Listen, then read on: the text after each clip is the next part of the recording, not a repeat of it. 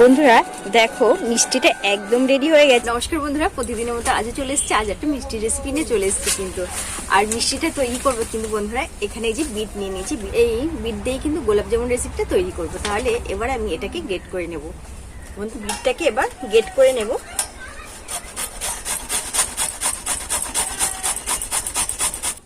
বন্ধুরা পুরো বিটটা কিন্তু আমি গ্রেট করে নিয়েছি।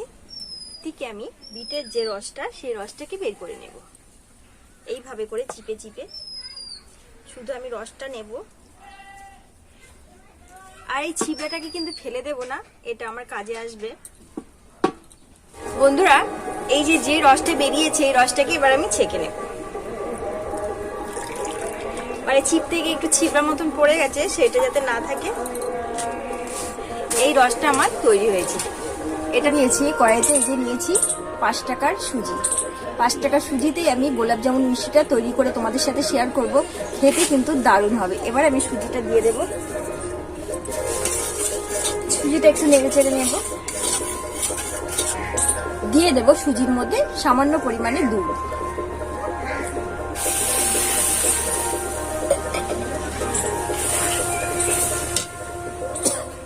আর এবার দিয়ে দেব বিটের রসটা।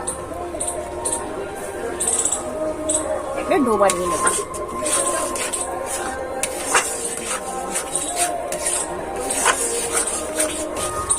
বন্ধুরা নেড়ে চেড়ে এই দেখো সুজির ডোটা একদম রেডি হয়ে গেছে।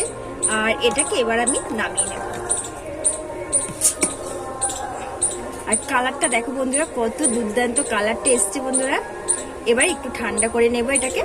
এবার যে কাজটা করতে হবে বন্ধুরা, এই ডোটাকে কিন্তু খুব ভালো করে মেখে নিতে হবে। খুব ভালো করে চেপে চেপে মেখে নিতে হবে। খুব সফট করে মেখে নিয়েছি। এবার এর থেকে মিষ্টির আকারে করে নেব। আমি কিন্তু বেশি বড় করব না, একদম মিডিয়াম সাইজের নিয়ে নিয়েছি ডোটাকে। দিয়ে এবার এটাকে দু হাতের সাহায্যে খুব সুন্দর করে এরকম ঘুরিয়ে ঘুরিয়ে গোল করে নেব। আর প্রত্যেকটা মিষ্টি আমি এইভাবে করে তৈরি করে নিচ্ছি। এই দেখো বন্ধুরা, প্রত্যেকটা মিষ্টি কিন্তু আমি তৈরি করে নিয়েছি। এদিকে আমার তেলটা গরম হয়ে গেছে, একে একে মিষ্টিগুলোকে ভেজে নেব।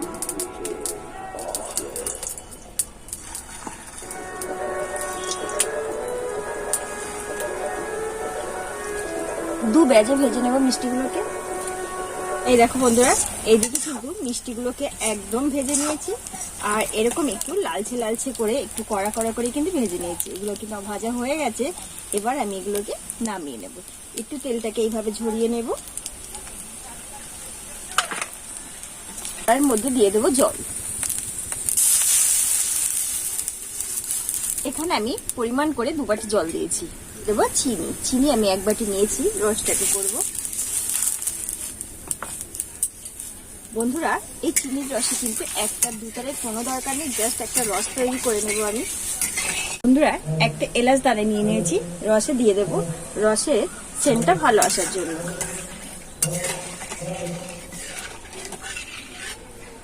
মিষ্টির রসটা কিন্তু একদম আমার রেডি হয়ে গেছে। আর এই ভাজা মিষ্টিটাকে এবার আমি রসের মধ্যে দিয়ে দেব।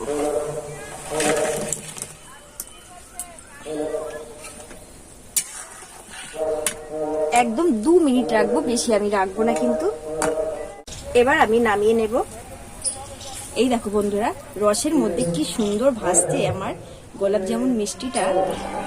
বন্ধুরা দেখো মিষ্টিটা একদম রেডি হয়ে গেছে। আর মিষ্টিটাকে ভেঙে আমি দেখাবো তোমাদেরকে কত সুন্দর হয়েছে। আর ভেতরটা কত সুন্দর নরম আর সফট হয়েছে। বন্ধুরা একটা মিষ্টি আমি নিয়ে নিয়েছি, আর ভেঙে তোমাদের সাথে শেয়ার করব কতটা নরম হয়েছে। আর ভেতরটাও দেখাবো কতটা সফট হয়েছে। এই দেখো কত সুন্দর লাগছে কিন্তু মিষ্টিটা। আর এই দেখো একদম নরম হয়ে গেছে, দেখেছো কত সুন্দর, দারুণ নরম হয়েছে। হাত দিতেই কেমন ভেঙে যাচ্ছে। প্রত্যেকটা মিষ্টি কিন্তু একই রকমেই দেখো। বন্ধুরা ভীষণ কম সময়ে কিন্তু এই গোলাপ জামুন রেসিপিটা তৈরি হয়ে গেছে। আর খেতে কিন্তু দারুণ লাগে, খুব নরম মিষ্টি। অবশ্যই একবার বাড়িতে বানাও আর সবাইকে খাওয়াও। বন্ধুরা এবার একটু এই দেখো ভাঙবো মিষ্টিটাকে, কত সুন্দর ভেঙে যাচ্ছে। আর খেয়ে তোমাদের সাথে শেয়ার করব কত সুন্দর হয়েছে।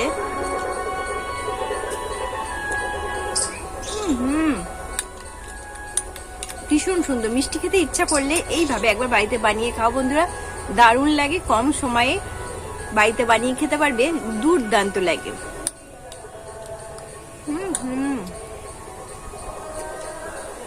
হাতে 5 মিনিট সময় থাকলে এই মিষ্টিটা বানিয়ে খেতে পারবে, ভীষণ সময়। তাহলে বন্ধুরা আজ এখানেই রাখছি, দেখাবো অন্য একটা রেসিপির সঙ্গে।